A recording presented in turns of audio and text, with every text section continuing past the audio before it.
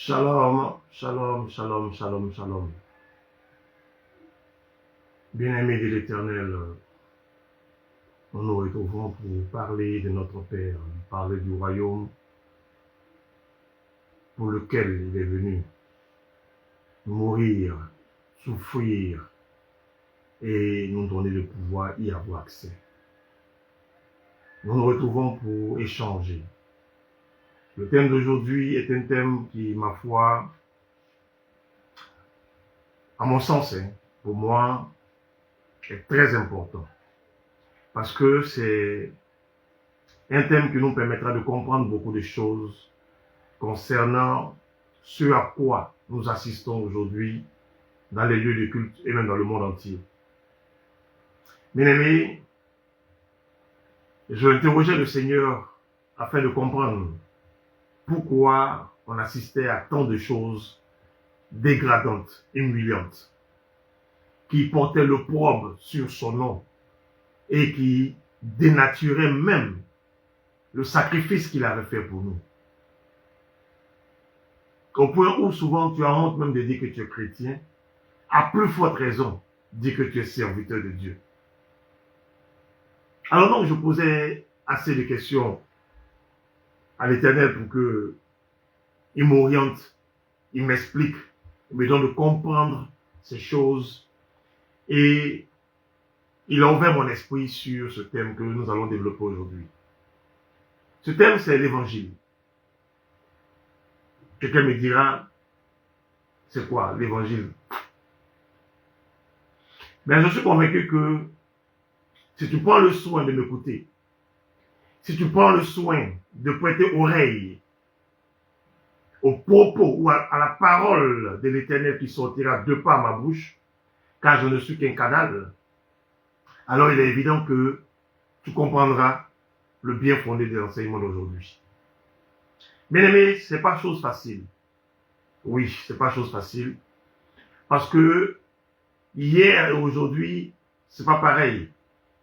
Nos parents hier avaient plus ou moins une intimité avec l'Éternel, avaient une vie plus ou moins consacrée à l'Éternel, comparé à nos parents d'aujourd'hui, qui, pour la plupart, on pourrait dire tête en l'air, qui n'ont aucune intimité avec le Seigneur et qui ne comprennent pas certaines choses, qui n'arrivent même pas à discerner, voire même à comprendre le message de l'Éternel. Le Seigneur nous parle de plusieurs manières. Qui sont ces personnes qui sont réceptives, n'est-ce pas, à la voix de Dieu et au message de l'Éternel? Beaucoup me diront, oh, moi je ne fais pas de songe, moi Dieu ne me parle pas. Dieu nous parle à tous. Sauf que nous ne sommes pas tous réceptifs. Sauf que nous ne sommes pas tous capables de déchiffrer, n'est-ce pas, les messages de l'Éternel. Sinon, il nous parle à tous. Par plusieurs manières, le Seigneur nous se révèle à nous. Par plusieurs symboles. Ce n'est pas forcément entendre sa voix de manière audible. Non, ce n'est pas forcément ça. Pas des signes, pas des symboles, pas des faits, pas du vécu. Le Seigneur nous parle. Est-ce que nous prêtons attention au message de l'Éternel? Voici toute la question à laquelle nous allons essayer aujourd'hui encore de répondre.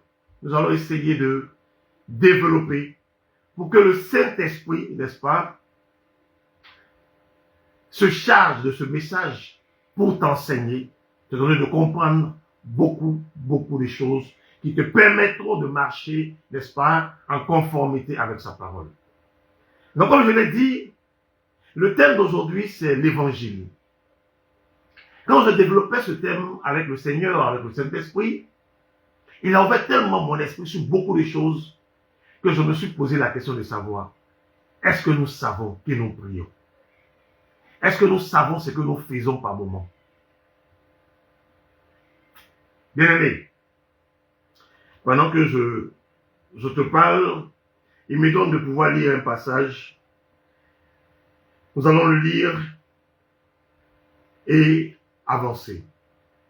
Matthieu chapitre 28. Matthieu chapitre 28.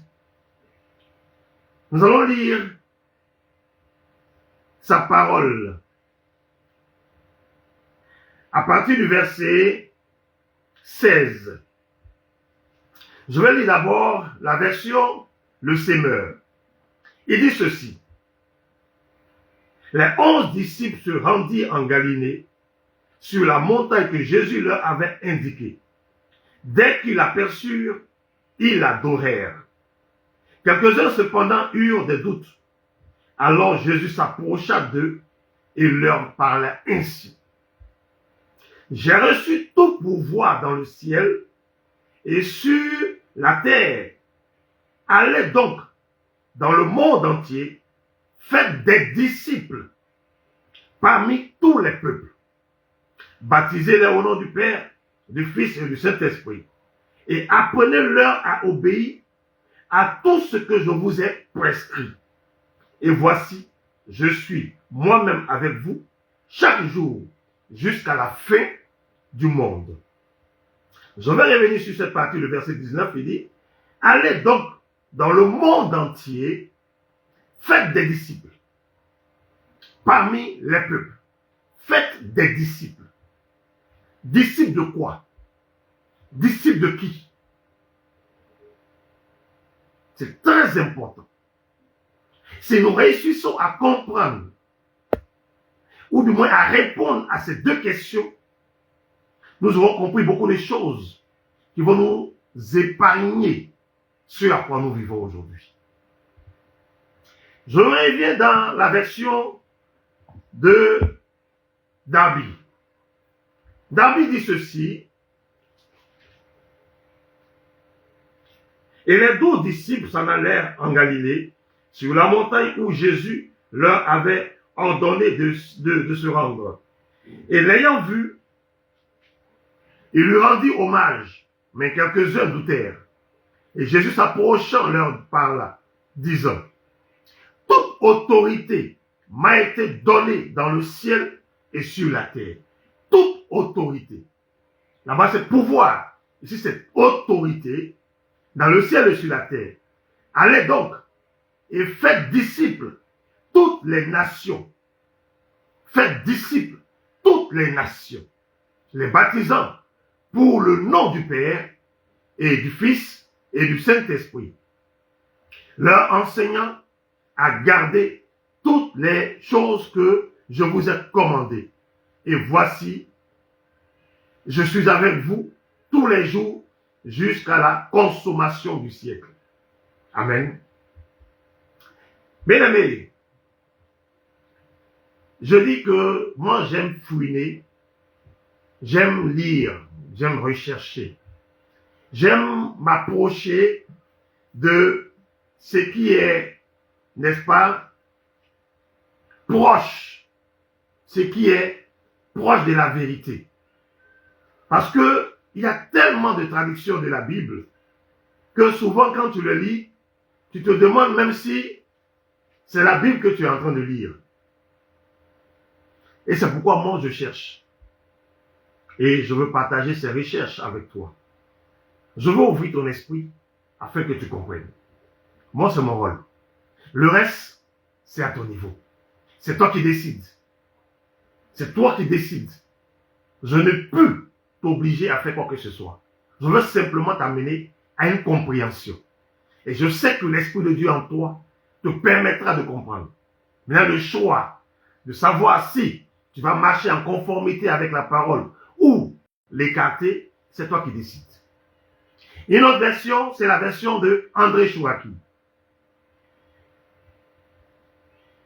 Ainsi les 12 adeptes vont en Galilée. Ici, André Chouraki dit adeptes. Il ne dit pas disciples, il appelle adeptes. Ainsi les 11 plutôt, adeptes vont en Galilée, sur la montagne que Yeshua leur avait désignée. Ils le voient et se prosternent. Mais quelques-uns doutent. Yeshua s'approche, leur parle et dit, toute autorité m'a été donnée au ciel et sur terre. Allez donc faire des adeptes parmi tous les goïms. Goïms, pas des païens. Immergez-les au nom du Père, du Fils et du souffle sacré. Apprenez-leur à garder tout ce que je vous ai prescrit. Voici, moi je suis avec vous tous les jours jusqu'à l'achèvement de l'ère. Ah oui, le thème est tellement lourd qu'il est important de lire pour comprendre. Je vais lire la version maintenant de Scofield. Les 11 disciples allèrent en Galilée sur la montagne que Jésus leur avait désignée. Quand ils le virent, ils l'adorèrent, mais quelques-uns eurent des doutes. Jésus s'étant approché, leur parla ainsi. Tout pouvoir m'a été donné dans le ciel et sur la terre. Allez, faites de toutes les nations des disciples. Faites de toutes les nations des disciples. Les baptisant au nom du Père, du Fils et du Saint-Esprit. Et enseignez-leur à observer tout ce que je vous ai prescrit. Et voici, je suis avec vous tous les jours jusqu'à la fin du monde. Bien-aimés, quand nous finissons de lire, n'est-ce pas, ces passages, comme je l'ai dit, il est important de se poser ces deux questions élémentaires et importantes, primordiales. Disciple de quoi? Disciple de qui? Faites des nations des disciples. Disciples de qui? Disciples de quoi? Et ensuite, il dit quoi? Les baptisant au nom du Père, du Fils et du Saint-Esprit, mais enseignez-leur à observer tout ce que je vous ai prescrit. C'est important. Le disciple, c'est celui qui met en pratique les commandements, les enseignements, n'est-ce pas, du maître, de son maître. C'est ça le disciple. Il reçoit enseignement, il reçoit instruction, il reçoit connaissance, il apprend auprès du maître et il les reproduit. Il transmet. C'est ça le disciple. Le bon disciple, c'est celui qui a cette capacité de pouvoir transmettre ce qu'il a reçu, sans la dénaturer.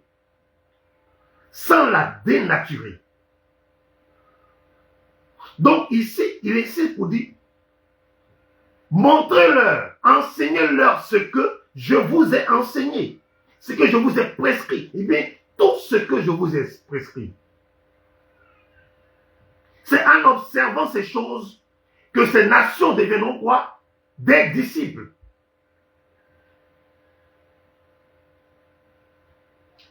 Nous entrons dans le vif de nos sujets. Le sommaire d'aujourd'hui se trouve dans Galates. Galates,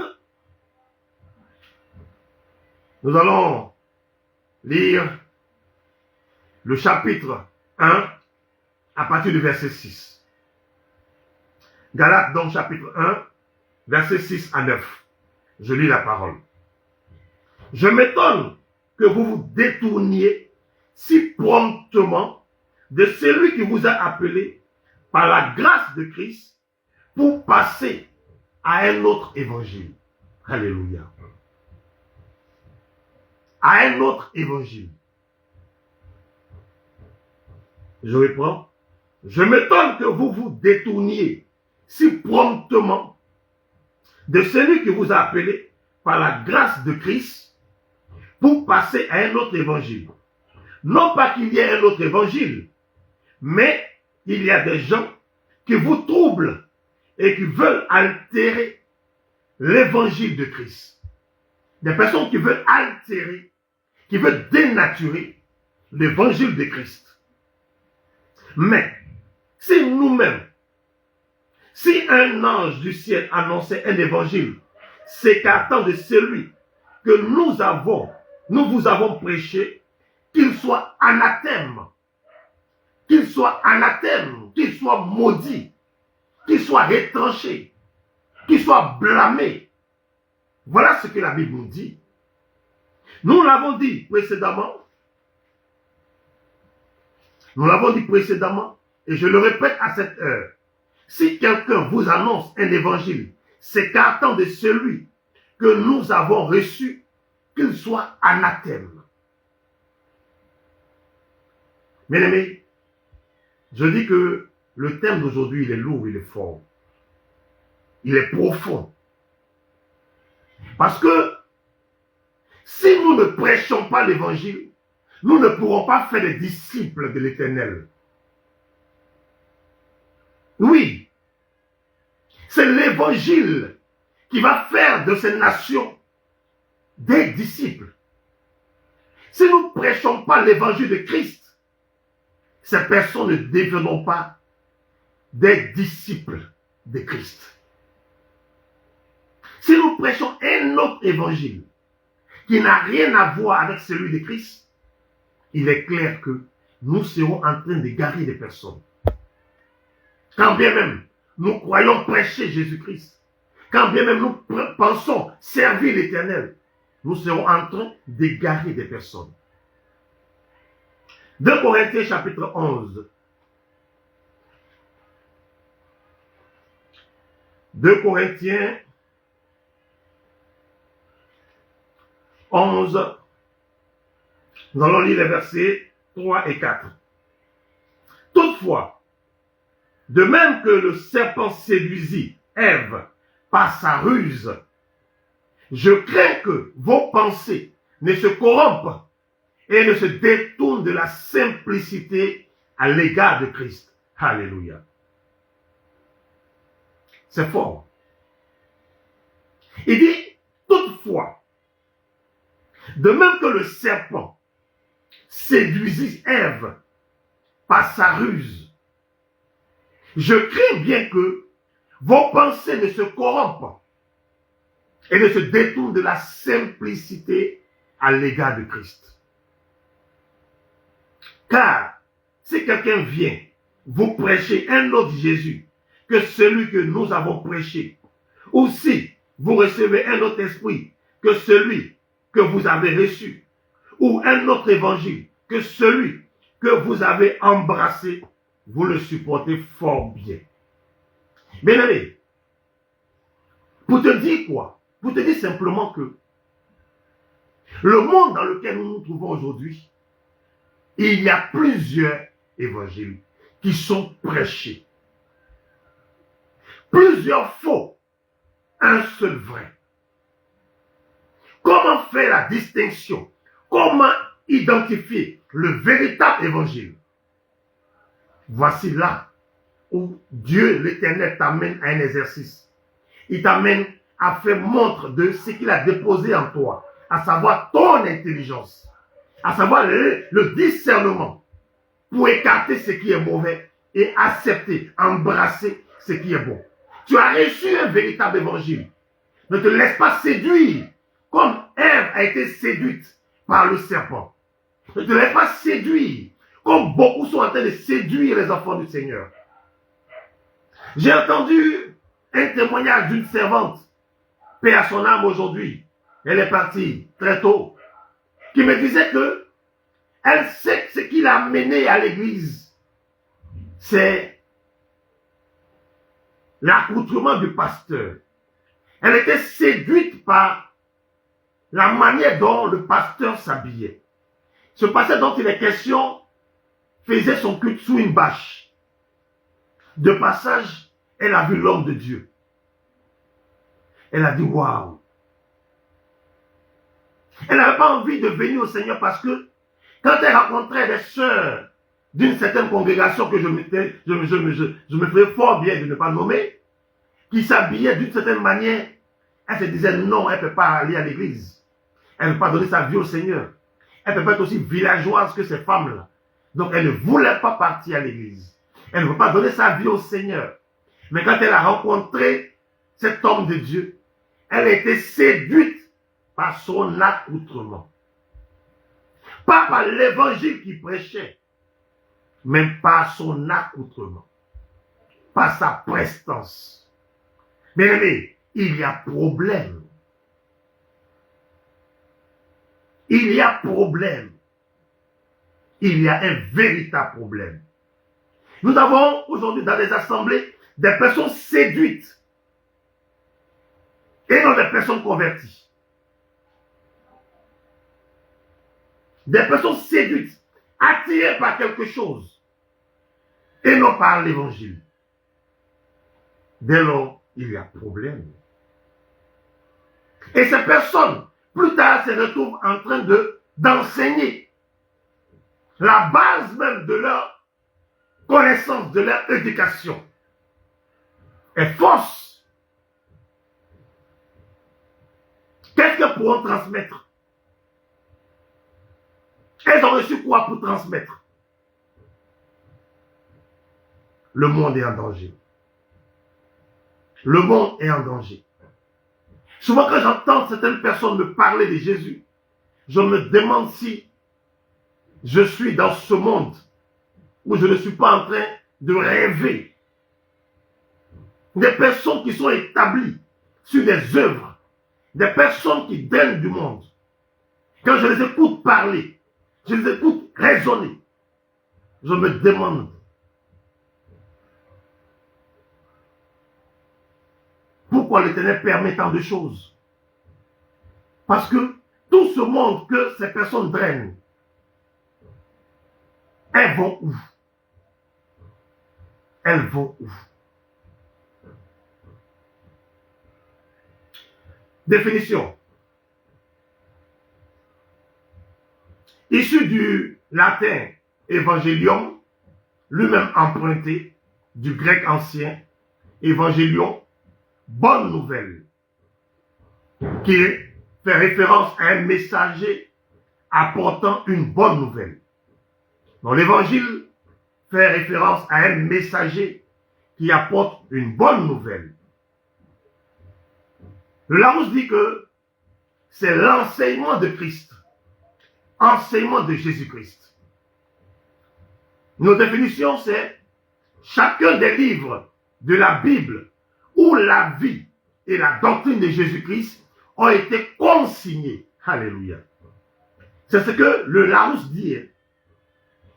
Larousse dit, c'est chacun des livres de la Bible où la vie et la doctrine de Jésus-Christ ont été consignés. Dès lors, cette définition doit nous amener à nous poser la question de savoir pourquoi dit-on que les 4 premiers livres du Nouveau Testament, c'est ce qui forme les évangiles.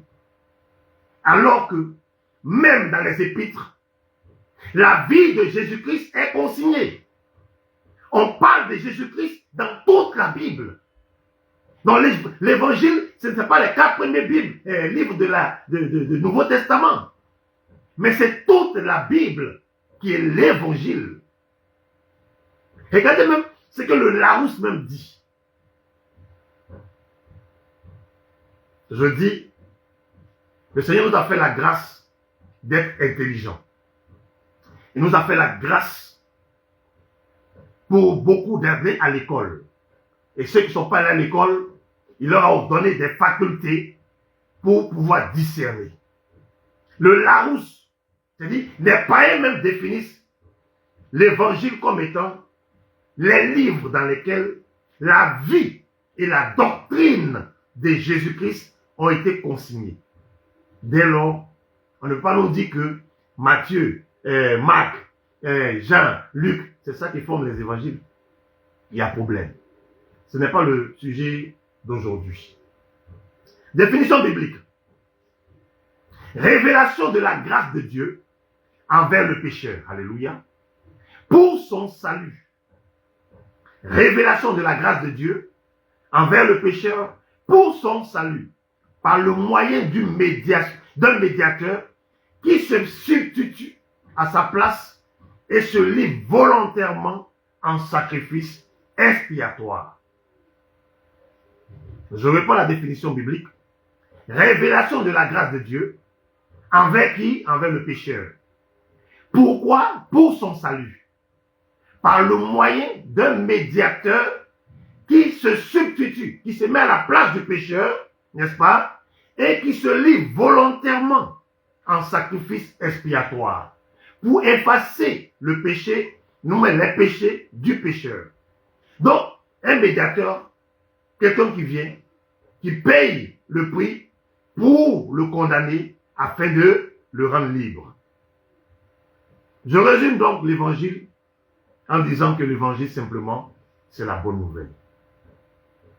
Mais, de quelle nouvelle il s'agit? Voici une autre question qui vient s'ajouter aux 2 premières. De quelle nouvelle s'agit-il? Il s'agit de quelle nouvelle? Est-ce la nouvelle qui va t'annoncer que tu vas voyager? C'est ça la bonne nouvelle? Est-ce la nouvelle qui va te dire que ta maison sera remplie de nourriture? J'ai découvert vraiment ces derniers temps une nouvelle catégorie de personnes, je ne peux pas les qualifier. Mais je ne peux pas comprendre que tu sois en train de partager des images de nourriture et tu proclames que la maison de ceux qui visualisent, n'est-ce pas, cette image-là sera remplie de nourriture. Tu fais rien, ta maison sera remplie de nourriture. C'est-à-dire, ils amènent les chrétiens à devenir des fainéants. De plus en plus des fainéants qui sont là, qui espèrent sans travailler. C'est le même Dieu là, celui-là, l'Éternel. Il dit l'homme mangera à la sueur de son front. Tu ne travailles pas, comme tu pries, tu vas attendre, ta maison va se remplir. Assieds-toi. Continue de prier. Ne cherche pas à travailler. Ne cherche pas à travailler. Ce Dieu dont tu pries là, dont il est question là, c'est un Dieu qui n'aime pas les partisans du moindre effort. Oui, je te le dis. Il n'aime pas les partisans du moindre effort. Il faut travailler. Cherche du travail. Applique-toi à faire quelque chose. Tu vas prier. Le ciel ne va pas s'ouvrir pour remplir ta maison. Parce que même l'homme de Dieu, en faisant l'œuvre de Dieu, il est en train de travailler. C'est un travail. Le Seigneur l'a mis de côté pour travailler pour lui. Et il a dit que ce qui lui revient, c'est ce qu'il donne comme récompense à l'homme de Dieu. Toi, ne cherche pas à travailler. Attends que tout te tombe dessus. Alors, je disais, excusez-moi, la bonne nouvelle là, c'est celle qui va t'annoncer que tu auras une promotion. C'est ça? Celle qui t'annonce que tu vas enfanter. Celle qui t'annonce que, je ne sais pas moi, on va t'offrir, quelqu'un va t'offrir une maison, une voiture, c'est ça? Que les finances sont en train de te localiser. C'est ça la bonne nouvelle là. C'est pour ça là que Christ est mort sur la croix. Non, je veux comprendre. L'évangile signifie bonne nouvelle. De quelle nouvelle il s'agit? Si nous n'avons pas pu trouver la réponse à cette question, il est clair que nous allons nous promener et disqualifier à la dernière minute.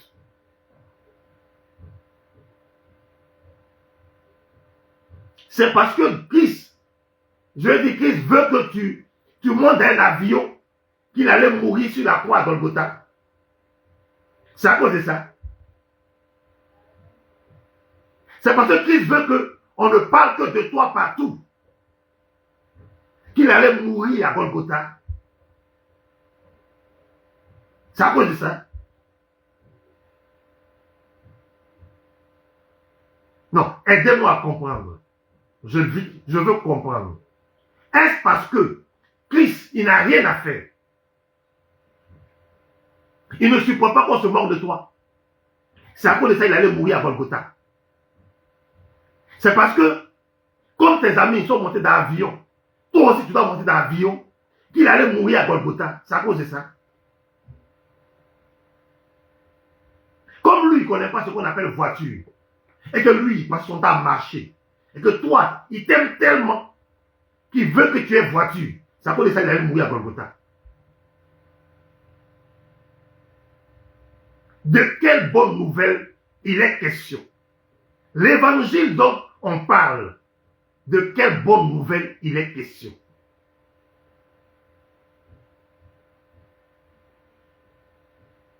Est-ce cette nouvelle-là qui concerne, je ne sais pas, tes désirs de la chair, tes désirs charnels, n'est-ce pas? Qui assouvit tes désirs de convoitise. C'est ça la bonne nouvelle. Hein? C'est à cause de ça que Christ est mort.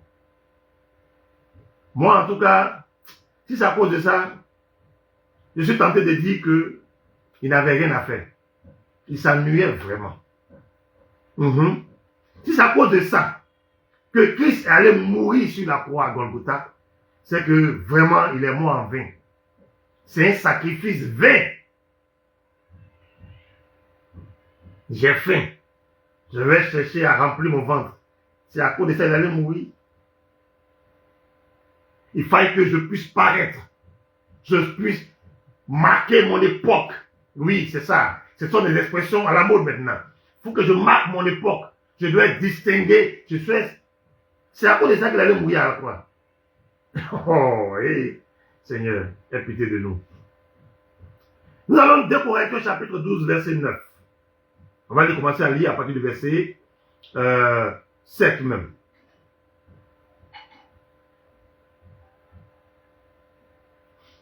Et pour que je ne sois pas enflé d'orgueil à cause de l'excellence de ces révélations, il m'a été mis une écharde dans la chair, un ange de Satan, pour me souffleter et m'empêcher de m'enorgueillir. Alléluia. Et pour que je ne sois pas enflé d'orgueil. Paul dit, afin qu'il ne soit pas enflé d'orgueil, à cause de l'excellence de ces révélations, il m'a été mis une écharde dans la chair, un ange de Satan, pour me souffleter et m'empêcher de m'enorgueillir. 3 fois j'ai prié le Seigneur de m'éloigner, de l'éloigner de moi. Il m'a dit, ma grâce te suffit. Par ma puissance s'accomplit, car ma puissance plutôt s'accomplit dans la faiblesse. Est-ce que tu m'écoutes? Est-ce que tu lis avec moi ce passage? Il dit, 3 fois j'ai prié le Seigneur de l'éloigner de moi. Il m'a répondu, ma grâce te suffit, car ma puissance s'accomplit quoi? Dans la faiblesse. L'Éternel te dit que sa puissance s'accomplit dans ta faiblesse. Là où tu es faible, c'est là où il se manifeste. C'est là où il se glorifie. C'est là où sa puissance excelle. Tu veux être comme les autres. La dernière fois, nous l'avons vu. Le peuple d'Israël qui dit, on veut faire comme les autres, on veut ressembler aux autres, on veut être dirigé par des rois comme les autres. Tu dois te réjouir de ce que tu sois faible à quelque niveau que ce soit. Quelle est ta faiblesse? Réjouis-toi de cette faiblesse. Car c'est dans ta faiblesse que l'Esprit de Dieu se manifeste. Et Paul dit quoi? Je me glorifierai donc bien plus volontiers de mes faiblesses, afin que la puissance de Christ repose sur moi. Je me glorifierai donc. Si c'est dans ma faiblesse que l'Esprit de Dieu se manifeste, la puissance de Dieu se glorifie en moi, alors je dois me glorifier de mes faiblesses, afin que cette puissance repose sur moi. C'est pour t'éviter quoi? L'orgueil, qui détruit beaucoup d'enfants de Dieu, beaucoup de serviteurs, de servantes. C'est pour t'éviter l'orgueil. Il te montre que tu as une carence quelque part. Tu es limité quelque part. Tu pries pour des gens, il y a des miracles. Tu pries pour des gens, il y a des guérisons. Tu pries pour des gens, des portes s'ouvrent. Mais toi-même, là, tu pries pour toi, 0 pointé.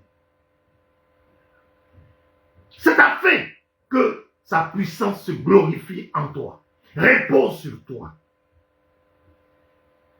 Ça peut donner de comprendre que tu n'es pas Dieu. Tu es un être humain. Tu es une créature de Dieu. Il est au-dessus de toi. Et c'est lui qui dirige toutes choses.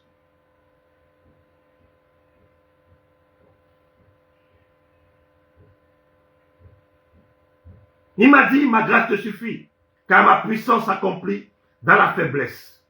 Je me glorifierai donc bien plus volontiers de mes faiblesses, afin que la puissance de Christ repose sur moi.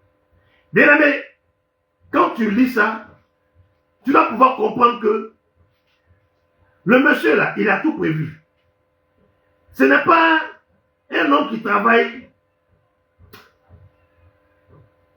Je le dis dans l'informel, des choses en catimini, des choses imprévisibles, imprévues. Non, il a tout planifié.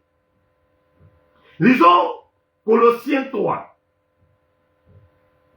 Si donc vous êtes ressuscités avec Christ, cherchez les choses d'en haut, d'où Christ est assis à la droite de Dieu.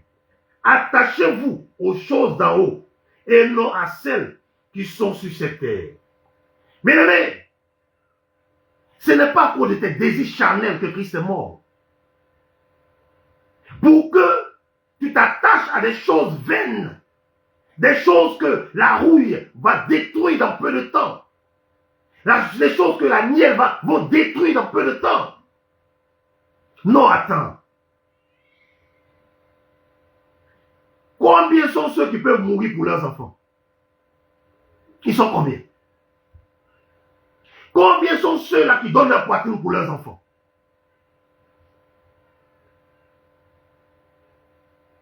Christ est venu. Il a fait pour nous. Et toi, au lieu de chercher les choses d'en haut, tu t'attaches aux choses d'en bas. Comme si tu étais un enfant du bas. Si tu es un enfant du bas, là, il n'y a pas de problème, il n'y a pas de problème. Ça se comprend aisément. Mais tu ne peux pas dire que tu t'appelles chrétien et puis tu es attaché à ces choses-là. Moi, je n'arrive pas à comprendre. Est-ce que cette bonne nouvelle concerne-t-elle la maladie? Est-ce que tout le monde a un problème de maladie? Est-ce que tout le monde a un problème de santé? Voilà. Parce que il faut que tu comprennes. Est-ce que c'est pour ça que Christ est mort? La bonne nouvelle. On dit, c'est de faire, elle vient pour faire des nations des disciples. Elle vient gagner des âmes parmi des nations. Si elle vient pour une multitude, ce n'est pas pour toi seul. Tu vas personnaliser, n'est-ce pas, l'évangile, la bonne nouvelle. Tu vas rattacher la bonne nouvelle à ta personne. Tu as un problème de santé. Est-ce que tout le monde a un problème de santé? Est-ce que la bonne nouvelle vient ou bien concerne-t-elle la famine? Tout le monde a-t-il un problème de disette? Est-ce que tout le monde a un problème de disette? Pendant que toi tu pleures, tu n'as pas à manger. D'autres ont ça en abondance. Vous n'avez pas les mêmes problèmes. Est-ce que cette bonne nouvelle-là, elle est individuelle, elle est personnelle ou elle est collective? Il faut que tu comprennes ça. Tant que tu n'auras pas compris ces éléments essentiels, tu vas rester là à te regarder partout, à promener tes regards partout, alors que l'essentiel est devant toi, alors que l'idéal est devant toi, à portée de main. Non, il faut qu'on se le dise. Est-ce que la bonne nouvelle vient à cause de la pauvreté? Tout le monde a toujours un problème de finances? Non. Est-ce que ça vient à cause du chômage?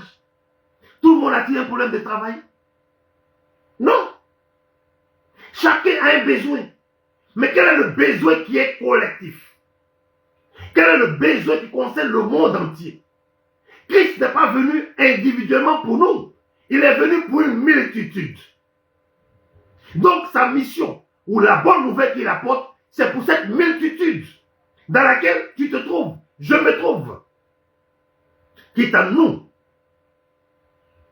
de choisir la bonne partie. Mais ce n'est pas pour ça que la bonne nouvelle vient. Ce n'est pas pour, n'est-ce pas, le travail, voyage, ce n'est pas pour ça. Est-ce que cette bonne nouvelle concerne la convoitise? Est-ce que tous sont des ravisseurs, sont des charognards? Non. Est-ce que la bonne nouvelle concerne les frustrés? Est-ce que tous sont complexés? Parce qu'il y a beaucoup de complexés parmi les enfants du Seigneur. Et ils sont aigris. La bonne nouvelle ne n'est pas pour ça. Non. Est-ce que la bonne nouvelle vient concerne plutôt, je veux dire, les assoiffés de gloire? Les assoiffés de gloire. Est-ce que tous sont adeptes de Satan? Oui. Quand tu es assoiffé de gloire, je te le dis aujourd'hui, c'est que tu es en train d'ouvrir la porte à Satan et à marcher selon lui. Parce que tu ne peux même pas vouloir convoiter une gloire. Parce que la gloire, le seul maître, c'est le Créateur. Dès l'instant où tu commences à convoiter la gloire, tu es en train de convoiter le trône de l'Éternel. Et ça, c'est Satan qui pousse les gens à faire ceci. C'est le chemin que Satan a tracé pour ceux qui le suivent. La gloire appartient à l'Éternel. Point barre. Tu ne peux rechercher une quelconque gloire dans la vie. Dès l'instant où ton esprit s'ouvre à rechercher la gloire, alors tu es en train d'applaudir Satan pour faire de lui ton Dieu. Un enfant qui convoite ce que son père possède est un sorcier, est un diable. Nous, on était petits, on nous a appris que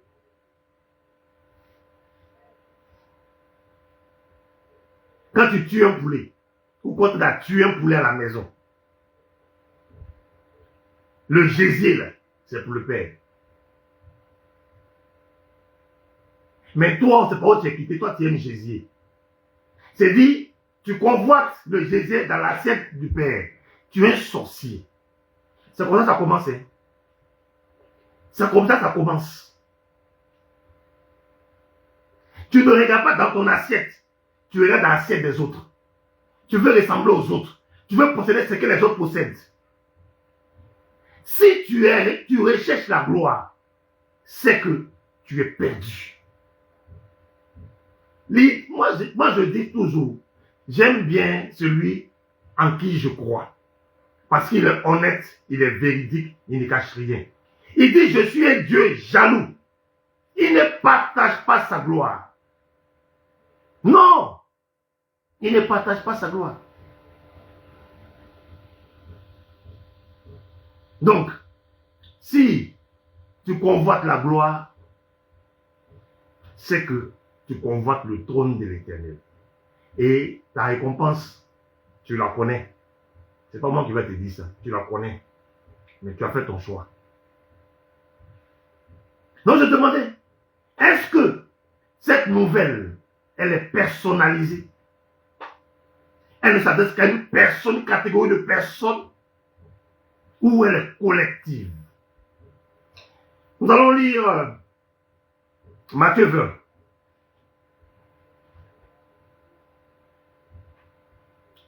Matthieu 20.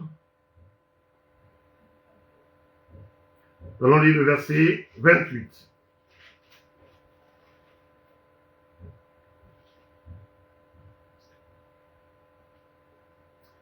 On va commencer le verset 26.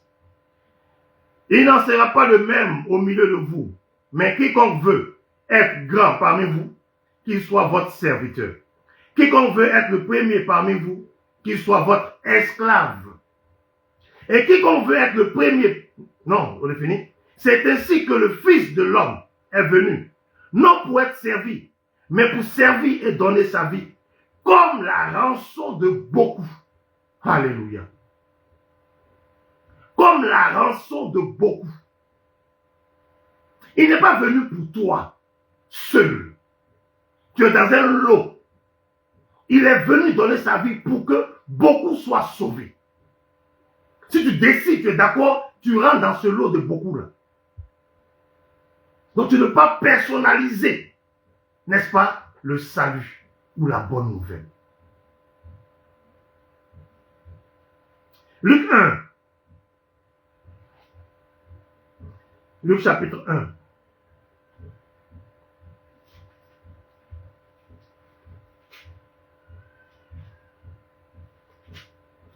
Luc 1, verset 16.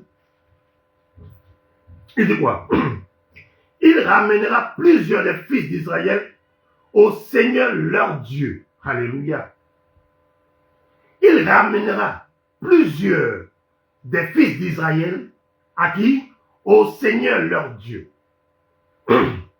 Donc, la bonne nouvelle vient pour ramener plusieurs des enfants d'Israël. Et nous autres qui sommes entrés dans l'alliance, à qui? Au Seigneur leur Dieu. Donc, on devient des disciples de qui? De qui? De qui? De Christ. Des disciples de qui? Du Seigneur notre Dieu. Pas des disciples de personne. Pas des disciples de serviteurs quelconques. Pas des disciples de prédicateurs. Non. Aujourd'hui, nous avons des disciples des hommes. Et nous n'avons plus les disciples de Christ. Beaucoup suivent les hommes, mais ne suivent pas Christ. Beaucoup suivent, ont peur des hommes, mais n'ont pas peur de Christ. Beaucoup suivent ce qu'on leur demande de faire. Des hommes leur demandent de faire, mais ne font pas ce que Christ leur demande de faire. Sommes-nous des disciples de Christ ou des disciples des hommes? La bonne nouvelle vient pour ramener plusieurs des fils. Nous qui étions égarés hier, à qui? À notre Seigneur Dieu.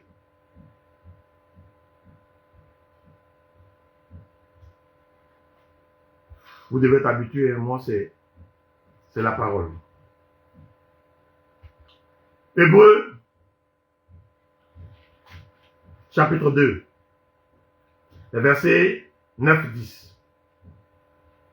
Mais celui qui a été abaissé pour un peu de temps au-dessus des anges, Jésus, nous le voyons couronné de gloire et d'honneur à cause de la mort qu'il a soufferte.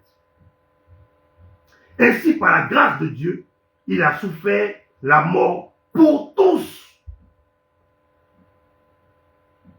Ce sacrifice-là, c'est pour tous. Cette bonne nouvelle-là, c'est pour nous tous.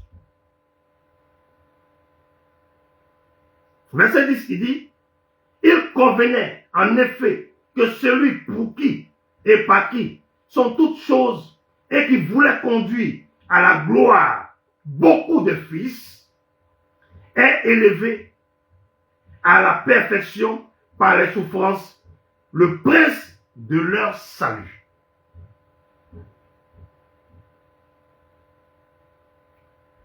Il y a des religions dans ce monde, bien qu'elles se réclament de Christ, n'a pas fait des disciples de Christ, mais elle a fait des disciples des pères de ces religions-là. Ils ont misé leur foi en l'homme plutôt qu'au co-créateur. On attend tellement de noms. Je ne vais même pas citer un nom, parce que ma bouche ne va pas se salir pour ces choses-là. Je ne citerai même pas un nom. Des gens qui sont prêts, ont pris le Dieu du pasteur, ont pris le Dieu des temps. Non.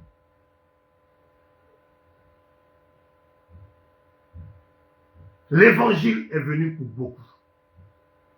Es-tu parmi ceux? Es-tu parmi ces personnes pour lesquelles l'évangile est arrivé? Si donc l'évangile n'est pas pour ton ventre affamé, si l'évangile n'est pas pour la maladie, parce que malgré la maladie, le Seigneur fait beaucoup de choses à travers toi, comme il a démontré avec Paul, ce n'est pas cet handicap qui va freiner la main de Dieu dans ta vie. Quel que soit ce que tu vis, quelle que soit ta situation actuelle, cela ne peut pas empêcher l'Éternel de se glorifier en toi. Donc, ce n'est pas pour ça que l'évangile vient. Donc, l'évangile est venu pour quoi? Oui, cette bonne nouvelle, elle concerne qui? Elle concerne quoi? Cette bonne nouvelle, elle concerne qui? Elle concerne quoi? On a dit bien, on ne va pas y venir. Peut-être ceux que nous prennent en marche. Je disais que l'évangile, ce n'est pas pour des voitures que Christ est mort. Voilà, c'est pas à cause de ça. C'est pas à cause des villages qu'il est mort. C'est pas à cause de ces biens terrestres-là qu'il est mort. Il est venu pour sauver nos âmes afin de les envoyer dans un royaume. Le royaume qu'il a préparé pour nous. Donc, si toutes ces choses élémentaires, charnelles, mondaines, ne sont pas, je veux dire, concernées par l'évangile, l'évangile concerne quoi? Concerne qui? Nous allons lire 2 Samuel chapitre 7.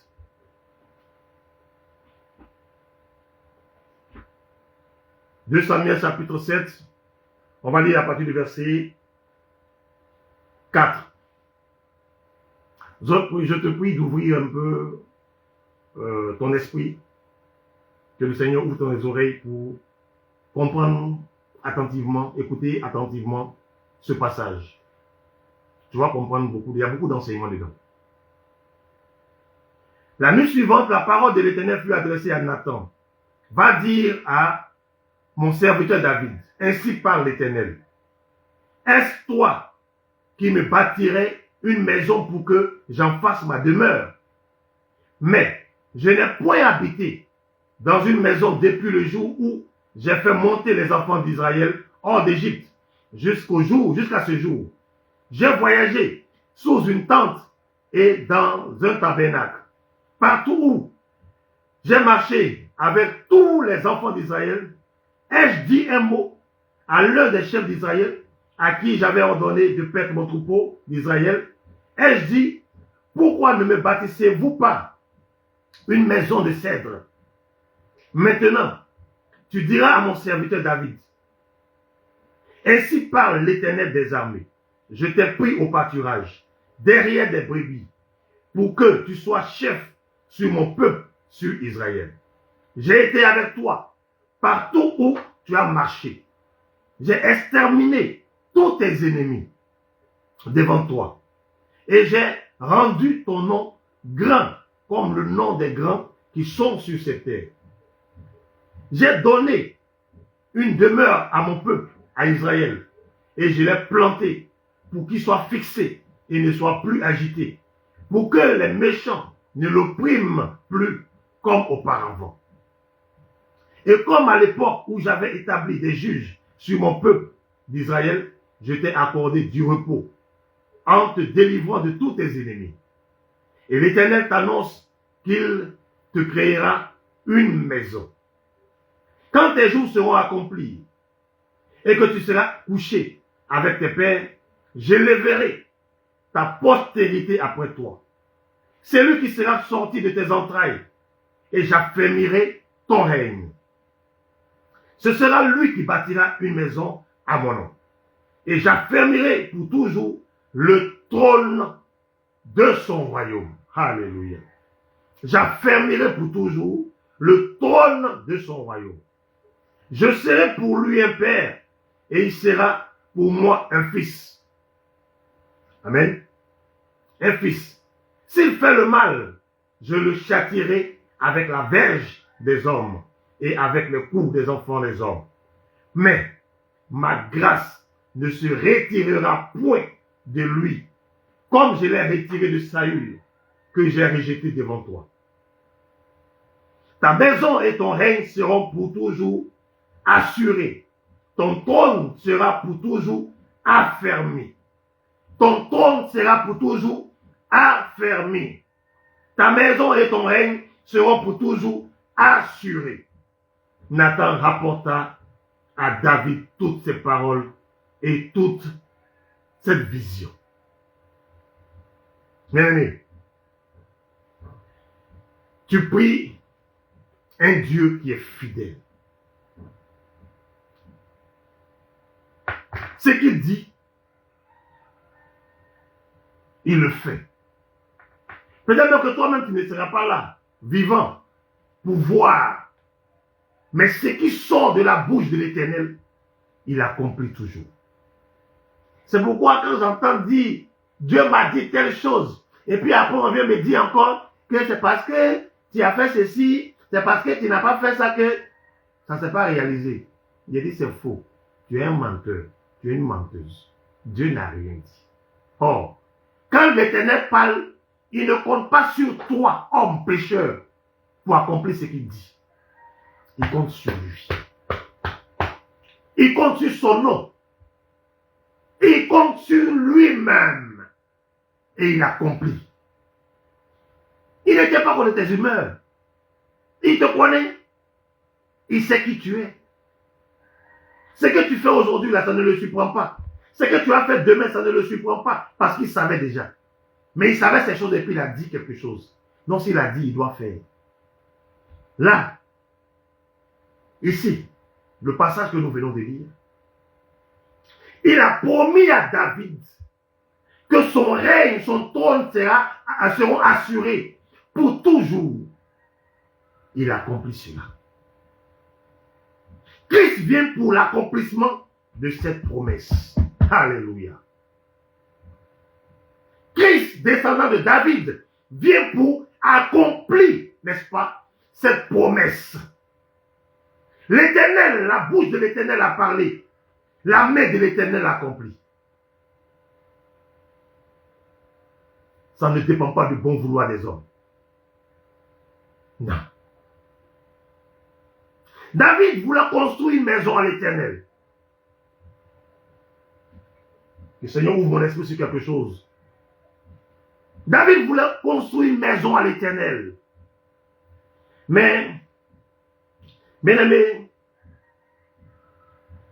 je veux te dire, homme de Dieu, femme de Dieu, enfant de Dieu, faites très attention quand il s'agit de l'Éternel. Parce que si tu manques de sagesse, tu commets l'irréparable. Tu commets ce qui va te détruire et même peut-être va détruire la vie de tes enfants.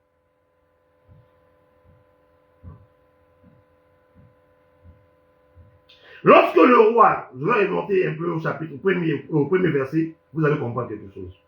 Lorsque le roi habita dans sa maison et que l'Éternel lui donnait du repos, après l'avoir délivré de tous ses ennemis qui l'entouraient, il dit à Nathan, le prophète, vois donc, j'habite dans une maison de cèdre, et l'arche de Dieu habite au milieu d'une tente. Nathan répondit au roi, va, fais tout ce que tu as dans le cœur, car l'Éternel est avec toi.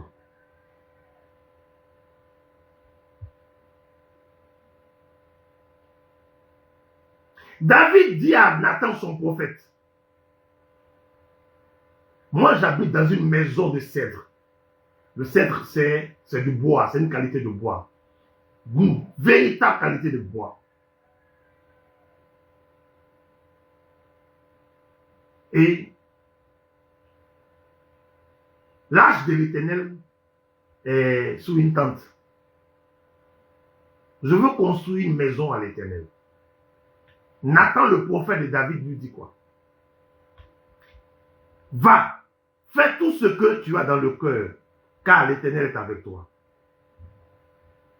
Je veux ouvrir ton esprit sur quelque chose. Si David avait construit cette maison, il allait avoir problème avec Dieu. Parce que l'Éternel n'était pas d'accord avec ça. La preuve, l'Éternel va se révéler à Nathan pour lui dire, va dire à David que ce n'est pas lui qui doit construire une maison. Est-ce que tu comprends quelque chose? Est-ce que tu comprends ce que je veux t'amener à comprendre?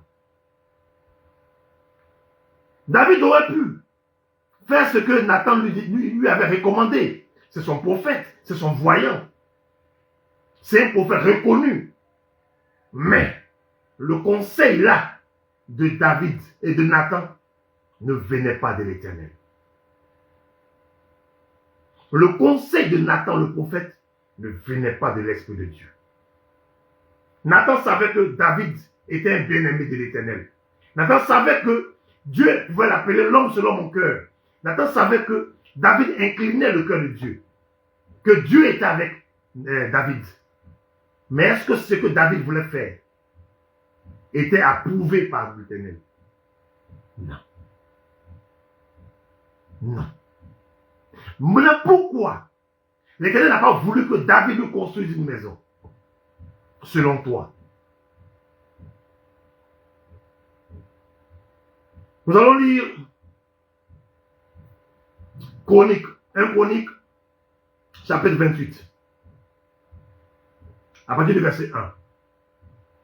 David convoqua à Jérusalem tous les chefs d'Israël, les chefs des tribus, les chefs des divisions, au service du roi, les chefs des milliers et les chefs des centaines, ceux qui étaient en charge sur tous les biens et les troupeaux du roi et auprès de ses fils, les eunuques, les héros et tous les hommes vaillants. Le roi David se tint debout et dit, écoutez-moi, mes frères et mon peuple, j'avais l'intention de bâtir, excusez-moi, une maison de repos pour l'arche de l'alliance de l'Éternel et pour le marchepied de notre Dieu. Et je me préparais à bâtir. Je me préparais à bâtir. Mais Dieu m'a dit, tu ne bâtiras pas une maison à mon nom, car tu es un homme de guerre et tu as versé du sang. Alléluia. Je reprends. Mais Dieu m'a dit, tu ne bâtiras pas une maison à mon nom, car tu es un homme de guerre et tu as versé du sang. Ah ouais.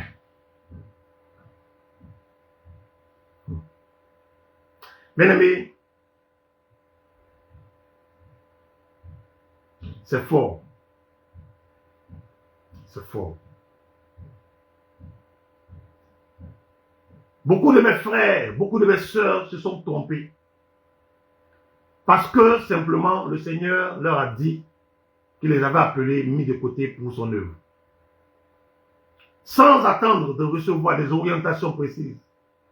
Sans savoir quel genre d'œuvre ils devaient mener. Ils sont levés pour bâtir une maison à l'Éternel. Ne bâtis pas une maison à l'Éternel quiconque le veut, le souhaite. Ne bâtis pas une maison à l'Éternel quiconque le souhaite.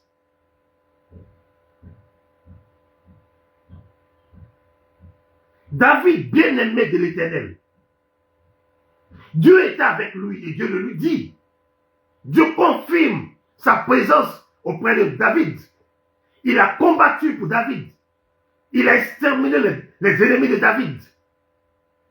Mais il n'a pas permis que David lui bâtisse une maison. Parce que les mains de David étaient souillées. David avait versé beaucoup de sang.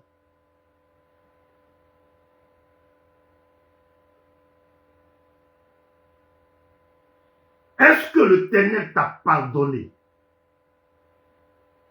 tout le sang que tu as versé, tout le sang que tu as fait verser? Tu as tué, comme David a tué. Tu as ôté des vies d'une manière ou d'une autre. Tu as ôté des vies. Tu as ordonné que des vies prennent fin. Tes mains sont souillées. Est-ce que le Saint-Esprit a lavé ses mains? Est-ce que le Ténèbre t'a dit qu'il est d'accord que tu lui bâtisses une maison?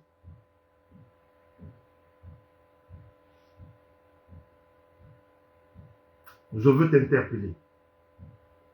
Je veux t'interpeller. Selon que le Saint-Esprit me donne de t'interpeller. J'ai tué hier. Je n'ai pas pris le couteau pour tuer. J'ai ordonné des curetages, des avortements. J'ai mis fin à des vies. Mes mains sont souillées. Est-ce que mes mains ont été lavées avant de bâtir une maison à l'Éternel? Est-ce que l'Éternel m'a donné la permission de lui bâtir une maison, malgré que mes mains aient été souillées hier.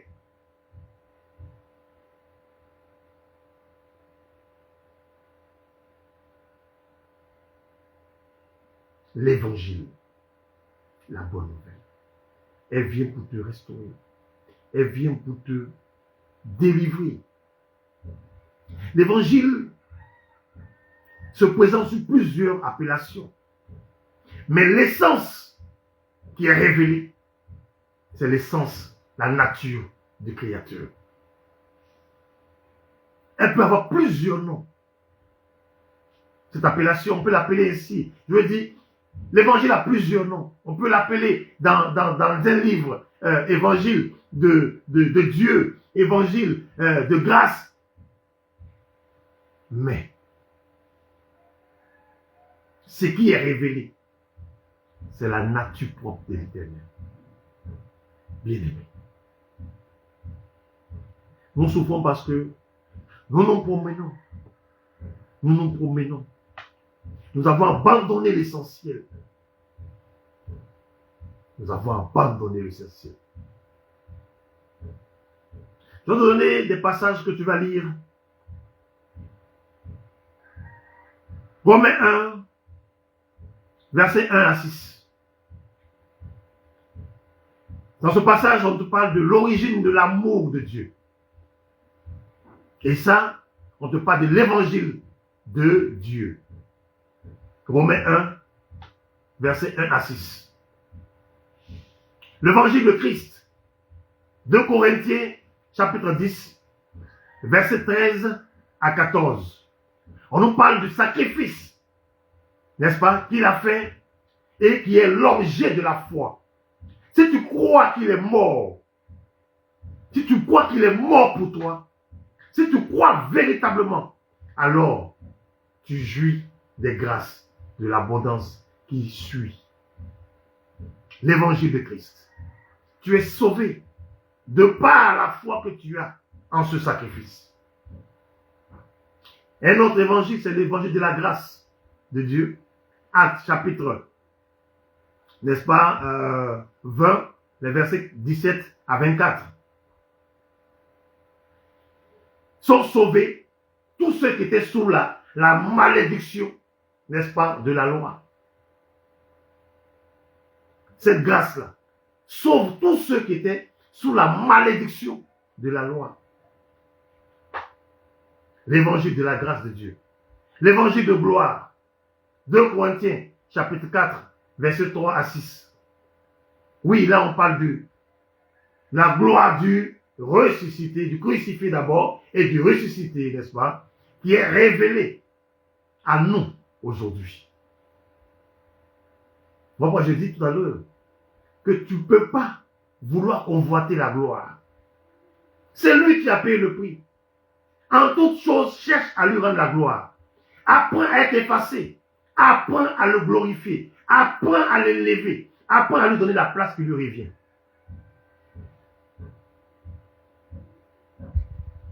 Ensuite, nous avons l'évangile de votre salut. Éphésiens 1, 3 à 14. Là est annoncée la puissance de Dieu pour quiconque, pour le salut de quiconque croit en lui, n'est-ce pas? La puissance de Dieu pour le salut de quiconque croit en lui, n'est-ce pas? Et nous avons l'évangile de paix, Éphésiens 2, versets 14 à 18, Colossiens 1, versets 20 à 3 à 23. Ici, on nous démontre Christ qui est venu, n'est-ce pas, rétablir la paix entre le Créateur et le pécheur que nous sommes. N'est-ce pas? La paix. Évangile de paix. Il est venu réconcilier. Il est venu rétablir la paix qui existait auparavant entre le Créateur et nous, ses enfants. Et donc, enfin, on parle de l'évangile éternel. Apocalypse chapitre 14, versets 6 à 7. Je vais terminer mon enseignement sur cette autre question. Quelle est cette bonne nouvelle? Quelle est cette bonne nouvelle? Si tu as répondu véritablement à cette question. Si tu as compris le bien fondé de la bonne nouvelle, de l'évangile, et ce pourquoi Christ est venu mourir à la croix, alors je pense que désormais tu ne vas plus t'attarder à des futilités. Car la prédication de la bonne nouvelle fait de ceux qui la reçoivent des disciples. Prêchons l'évangile. Prêchons la bonne nouvelle. Prêchons Christ. Arrêtons de prêcher des évangiles qui ne mènent à rien. À part paraître dans ce monde des hommes. À part paraître. Ça n'apporte rien. Alors qu'il n'est pas venu pour ça. Christ n'est pas venu pour ça. Non, il n'est pas venu pour ça. Je suis désolé. Je vais peut-être te décevoir. Mais Christ n'est pas venu pour ça. Il peut te donner des choses au-delà de ça. Mais obtiens d'abord la première des choses. Qui est quoi? Cherchez premièrement le royaume et la justice de Dieu. C'est ça. La bonne nouvelle, c'est celle qui te donne de comprendre que désormais tu as accès au royaume de Dieu. Désormais, tu n'es plus la personne qui hier était rejetée à cause de ses fautes, à cause de ses péchés. Mais tu es la personne renouvelée, la personne acceptée, blanchie, nettoyée par Christ et qui te donne accès à son royaume. C'est ça la bonne nouvelle. Voiture là, tu ne vas pas être ça. Maison là, tu ne vas pas être ça. Les millions, les milliards que tu as là, tu ne vas pas être ça. Tu vas avec quoi? Tu vas où? Avec quoi? C'est de ça qu'il est question. Quelle est l'importance de ce que tu recherches aujourd'hui? Qu'est-ce que ça va t'apporter? Donc, je disais que la bonne nouvelle fait de ceux qui la reçoivent des disciples de qui? De quoi? C'est quoi la bonne nouvelle? La bonne nouvelle, c'est la parole. La parole, c'est quoi? La parole, c'est quoi? Qui peut me répondre? La parole, c'est quoi? Ou du moins, la parole, c'est qui? La parole, c'est Dieu. La parole, c'est Dieu. La parole vient de qui? Elle vient de Dieu. Donc, la parole que tu entends là, c'est ça que tu dois prêcher. La parole qui est Dieu, la parole qui est la bonne nouvelle, c'est elle que tu dois prêcher. Et puis, la parole fait son travail. Car la parole, c'est Dieu. Au commencement était la parole était avec Dieu, la parole est Dieu. Annonce l'évangile, annonce la bonne nouvelle. La bonne nouvelle, c'est la parole. La parole, c'est Dieu. C'est le Créateur. Seule la parole peut faire des disciples, des véritables adeptes. De quoi? De la parole qu'ils ont reçue. Mais pas des adeptes de ceux qui ont prêché. Tantôt, j'entends certaines choses de la bouche de chrétiens, des débats qui me rendent triste. Je le dis, ça me rend triste. Les gens n'ont pas compris que la Bible est un ensemble d'histoires. Tout ce qui est dans la Bible, c'est pas pour que tu l'appliques. Hein. Il y a des mauvais enseignements dans la Bible. Je veux dire, de mauvais exemples dans la Bible. Tu vas prendre l'exemple de Ananias et sa femme. C'est ça que tu vas appliquer? Mais c'est une histoire qui est dans la Bible. Non, faisons attention. C'est pourquoi, comme ce n'est pas notre œuvre, il est important que celui-là même qui nous appelle à cette œuvre-là, nous l'associons à tout ce que nous voulons faire.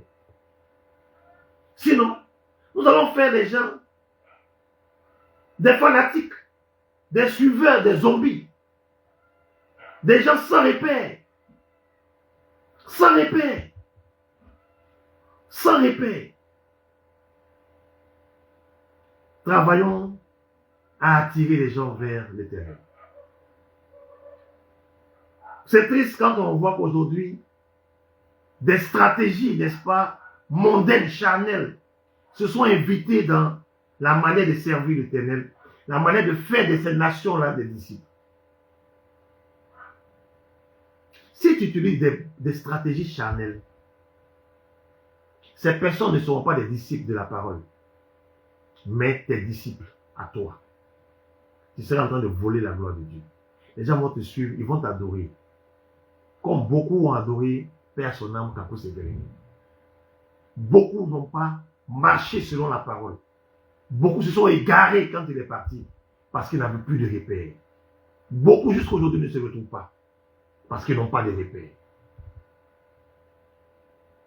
Non. Quand des stratégies s'invitent dans des stratégies charnelles, je dis j'insiste, charnelles, dans la manière de gagner des âmes.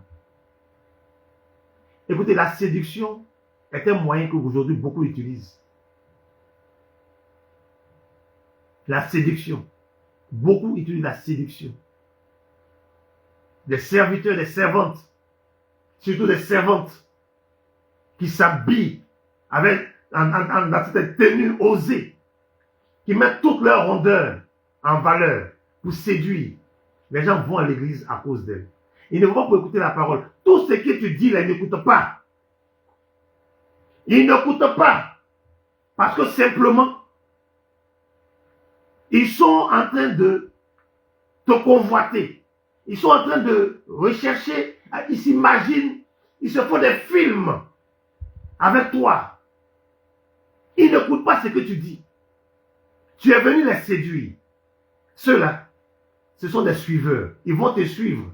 Ils viendront à l'église à cause de toi. Mais ils n'entendront même pas la parole. Parce que toi-même là, tu as un problème à ton sein. Les gens utilisent la séduction pour gagner des âmes.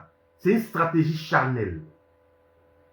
Je me rappelle, dans les années 90, des hommes de Dieu, jusqu'à même récemment, hein, je bénis le Seigneur de ce que mes critiques aussi ont porté. Mais tu es en cravate, veste. Tu vas venir transpirer. Tu transpires jusqu'à tu en es vert, tu déposes. C'est pourquoi. La simplicité a fui. La simplicité de Christ a fui. Christ était simple. Jean-Baptiste était simple. Ceux que vous avez connus, ils étaient simples. Mais aujourd'hui, c'est l'extravagance. De plus en plus, je me réjouis de voir que beaucoup de serviteurs, en commandant de vie simple, s'habillent simplement pour venir annoncer la parole. Parce que la multitude de gestes, là, tu vas transpirer. Malgré climatiseur, tu vas transpirer. Pourquoi ne pas être simple? Donc voilà, des flatteries. Aujourd'hui, des hommes de Dieu, des servants de Dieu pensent qu'il faut flatter des gens pour les gagner au Seigneur. Non, le Seigneur, il n'a pas changé. Il est le même hier, aujourd'hui, éternellement. Il n'a pas changé. Ce qu'il n'a pas aimé hier, il ne va pas aimer aujourd'hui. Ce n'est pas à cause de toi qu'il va aimer des choses qu'il n'a jamais aimées. Les gens sont dans une vie qui ne glorifie pas son nom, mais toi, tu promets que le Seigneur va les bénir. Il est béni comment? S'il est béni comme ça, là, qui va changer de vie alors? Donc pourquoi on parle des royaumes, pourquoi on parle de l'enfer? Laissez-nous avancer. Si malgré notre position, Dieu peut faire ce qu'il fait de nous, il n'y a pas de problème. Donc il n'y a pas raison de changer. Arrêtez de flatter les gens. Prêchez l'évangile aux gens. Annoncez la bonne nouvelle aux gens. Dites-leur que cette vie-là ne leur donne pas accès au royaume. Et que c'est pour le royaume là, que l'accès au royaume, que Christ est mort. Et pour cela, ils doivent changer de vie.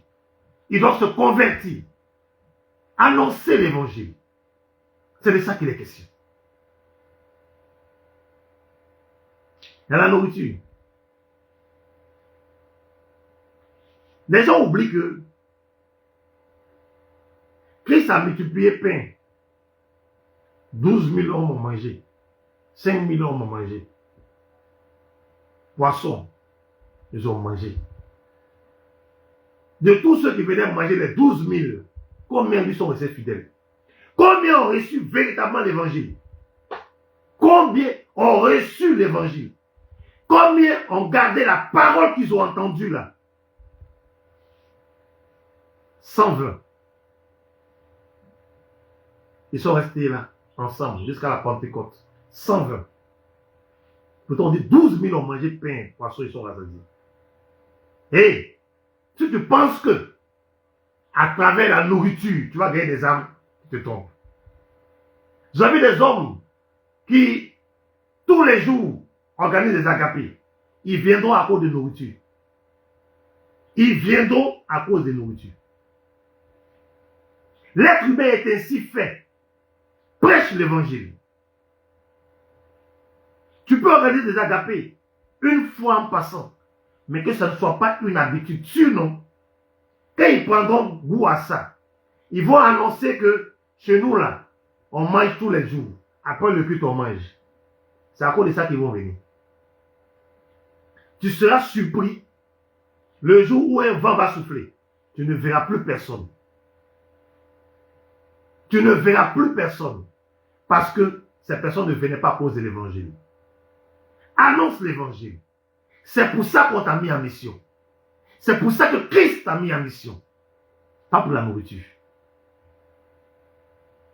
La popularité.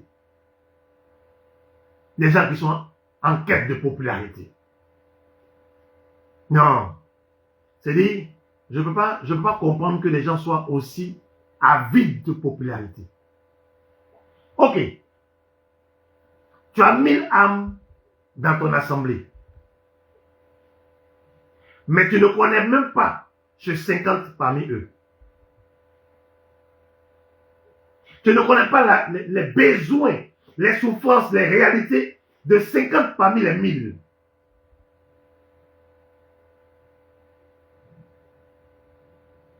À quoi donc ça sert d'avoir 1000 âmes que tu ne peux pas encadrer? Ça sert à quoi d'avoir 10 000 âmes que tu ne peux pas encadrer?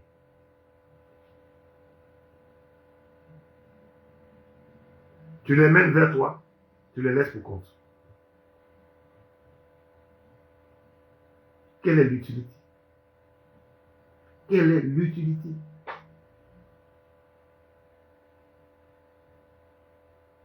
Tu veux marquer ta génération. Il y a tellement des expressions. Je marque ma génération. Et quoi d'autre encore?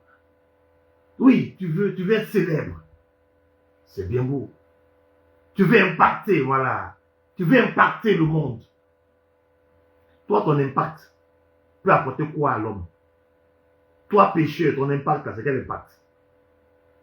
Toi, pécheur, là, ton impact, là, c'est lequel? Ton impact, là, c'est quel impact? Tous ceux qui ont impacté le monde, là, ils ont fait de ceux qui l'ont impacté plutôt des suiveurs, des fanatiques, et non des convertis, et non des disciples pour Christ. Celui qui doit impacter, c'est Christ qui doit impacter. Ce n'est pas toi. Tu dois être un canal d'impact, oui. Il y a une nuance, il y a une différence. Tu dois être un canal d'impact. À travers toi, Christ doit impacter les gens. Mais ce n'est pas toi qui dois impacter les gens. Toi, tu es pécheur comme moi, tu vas m'impacter. Tu vas m'impacter comment? Tu m'enseignes quoi? Toi, tu es pire que moi-même, peut-être. Et toi, tu vas m'enseigner quoi? C'est quel impact tu vas m'apporter? C'est quel impact? À quel niveau tu vas m'impacter? Tu connais quoi de moi? Tu ne sais rien de moi. Tu ne sais rien même de toi-même, ta personne. Mais quel impact tu vas m'apporter? Des expressions mondaines que vous avez prises, vous êtes là, un peu seulement impacté, voilà, marquer ma génération. Tu marques quelle génération? Tu apportes quoi à cette génération-là? Tu apportes quoi à cette génération? Qu'est-ce que tu apportes à cette génération? Dis-moi. Cette génération-là, tu apportes quoi? Depuis que tu es créé, depuis que tu as accepté le Christ, quel impact, qu'est-ce que tu apportes à la génération? Quel est le changement que tu apportes à cette génération-là? Parce que la génération chrétienne s'est dégradée tous les jours. Non, toi, oui, tu es distingué dans cette génération-là. Tu apportes quoi? C'est quelle distinction? Qu'est-ce que tu as fait de mieux? Qu'est-ce que tu as fait de bon? On est en train de rechercher des choses viles. On est en train de chercher à voler la gloire du Seigneur. Non, on ne peut pas dire qu'on est serviteur, servant de Dieu, et puis on a ce genre de raisonnement, on a ce genre de pratique. Laisse-toi conduire par le Seigneur. C'est l'œuvre du Seigneur. C'est le Saint-Esprit qui doit t'utiliser pour faire des choses, et non toi dans la chair. On a lu Nathan pouvais dire à David, ce que ton cœur te demande de faire, fais-le. Sans avoir interrogé le Seigneur. David était prêt à le faire.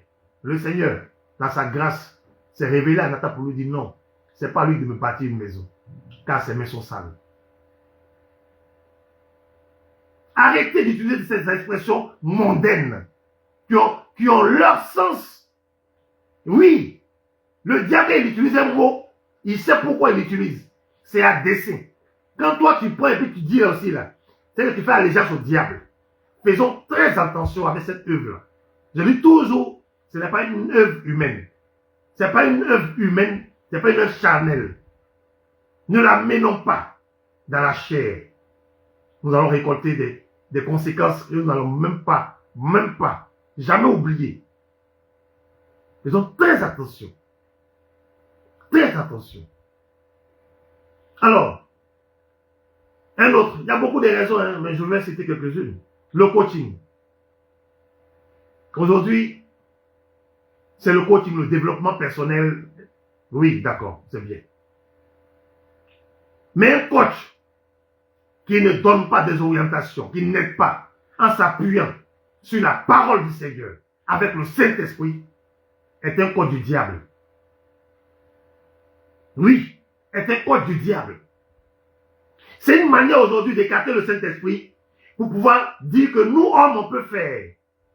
Comme ils l'ont toujours fait. Comme le diable a toujours fait. Depuis la tour de Babel. Depuis quand Israël avait des rois, des juges plutôt, et qui vont demander des rois comme les autres nations. C'est une manière d'écarter l'Éternel. Ce que le Saint-Esprit peut faire, ou du moins fait, c'est ce qu'aujourd'hui des hommes disent que eux aussi peuvent faire. Le coaching. Il y a coach ceci, coach ça. Mais quand vous les écoutez, c'est la vulgarité. Ils sont vulgaires dans tout. Ils n'enseignent véritablement rien. À part séparer. À part se livrer à la prostitution. À part faire tout ce qui est, et je dis, anormal. Inciter à la débauche. Un coach qui n'a pas pour boussole la parole du Seigneur est un coach du diable. Est un coach du diable. C'est pas une chose mauvaise en soi. Hein. Aider les personnes à s'affirmer, à avoir connaissance de ce qu'elles ont comme potentialité, etc. Les aider à évacuer des stress, à penser les plaies de leur cœur, etc. etc. C'est pas une mauvaise chose en soi. Elle est très bonne. Mais quand elle n'est pas faite avec le Saint-Esprit, ah là, il y a problème. Maman Gloria, je bénis le Seigneur pour ta vie, au passage, pour ce que le Seigneur te donne de faire, n'est-ce pas, pour ces femmes-là qui souffrent. Je bénis le Seigneur pour le travail qu'il abat au travers de toi. Je n'ai pas pris l'habitude de pouvoir, je veux dire, honorer une personne dans mes directs, mais conduit par le Saint-Esprit, je le fais aujourd'hui. Oui, je parle de coaching parce qu'il y a beaucoup de coachs aujourd'hui. Il y a assez de coachs qui ont remplacé des mamans. Des personnes qui n'écoutent plus les conseils de leurs parents, mais qui écoutent le conseil des coachs. Des personnes qui n'écoutent plus même les conseils des pasteurs, mais qui écoutent les conseils des coachs. Les gens qui ont remplacé les coachs, ou du moins les hommes de Dieu, les servants de Dieu, par des coachs. C'est triste. C'est vraiment triste. Où est la bonne nouvelle? En quoi est-ce que ça t'apporte quelque chose? En quoi est-ce que ça t'assure une entrée dans ce royaume? Je finis par le monde et la mode. Bien-aimés, nous sommes dans ce monde-là, mais nous ne sommes pas de ce monde. Si tu n'as pas compris ça, et que tu t'attaches aux choses mondaines, il est clair que tu ne peux pas plaire au Seigneur. Non, il est clair que tu ne peux pas plaire au Seigneur. Moi, ma prière aujourd'hui, c'est que tu sois une personne transformée et renouvelée pour la gloire du Seigneur. Oui, parce que dans ce monde dans lequel nous nous trouvons, si tu n'as pas compris le rôle que joue le diable, tu vas confondre beaucoup de choses et tu vas t'égarer. tout ce qui est dans ce monde-là, c'est bien. Ça appartient au monde. À nous de faire la distinction. À nous de recenser et de trier, prendre ce qui peut nous amener à entrer dans le royaume. Car la bonne nouvelle, c'est pas pour ces choses de ce monde-là. La mode qui anime les hommes de Dieu, les servantes de Dieu. La mode, c'est dire, on est prêt à acheter une chaussure à 1 million pendant qu'un frère est venu te voir pour te dire qu'il a un souci et tu lui dis, on va prier le Seigneur. Est-ce que Satan même tient avec toi? Satan même tient. Satan même il donne aussi. Satan donne. Toi-même tu as fini avec Satan. Tu es prêt à acheter une chaussure de 1 million. Mais le frère est venu te voir. J'ai pas à manger. Il n'y a pas ça. Ça derrière est fini. Il y avait 3 jours, on ne mange pas. Là, tu vas lui dire, on va prier. Le Seigneur va faire. Est-ce que... Non, c'est pas possible. Pendant que la sœur a soif, elle souffre, elle a un besoin. Tu es prêt à aller acheter sac, habits, 800 000, 1 million, 2 millions. Mais tu n'es pas prêt à aider les gens. Quand ils mangent, tu vas prier. Seigneur, donne à ceux qui n'en ont pas. Ils passent par où pour donner à ceux qui n'en ont pas. C'est pas les hommes qui passent pour donner. Soit c'est pas les hommes qui les passent pour te donner. Mais toi, tu n'es pas prêt à partager. Toi, Dieu va te donner, passer par quelqu'un d'autre pour donner à ceux qui n'en ont pas. Toi, tu manges toi seul. Et tu vas t'appeler serviteur, servant de Dieu. Quand on te sollicite, tu n'as pas les moyens. Tu n'as pas les moyens. Tu n'es pas prêt à partager. Tu es focus sur les choses du monde. Conclusion. Romains chapitre 16, à partir du verset 24. Que la grâce de notre Seigneur Jésus-Christ soit avec vous tous. Amen. À celui qui peut vous affermir selon mon évangile et la prédication de Jésus-Christ, conformément à la révélation du mystère caché pendant des siècles, mais manifesté maintenant par les écrits des prophètes, d'après l'ordre de Dieu éternel, et porté à la connaissance de toutes les nations, afin qu'elles obéissent à la foi. À Dieu seul soit sage, soit la gloire au siècle des siècles, par Jésus-Christ. Amen. Je reprends. Que la grâce de notre Seigneur Jésus-Christ soit avec vous tous. Amen. À celui qui peut vous affermir selon mon évangile et la prédication de Jésus-Christ, conformément à la révélation du mystère caché pendant des siècles, mais manifesté maintenant par les écrits des prophètes, d'après l'ordre du Dieu éternel, et porté à la connaissance de toutes les nations, afin qu'elles obéissent à la foi. À Dieu seul, sage, soit la gloire au siècle des siècles, par Jésus-Christ. Amen. Bien-aimés, l'évangile est venu pour te révéler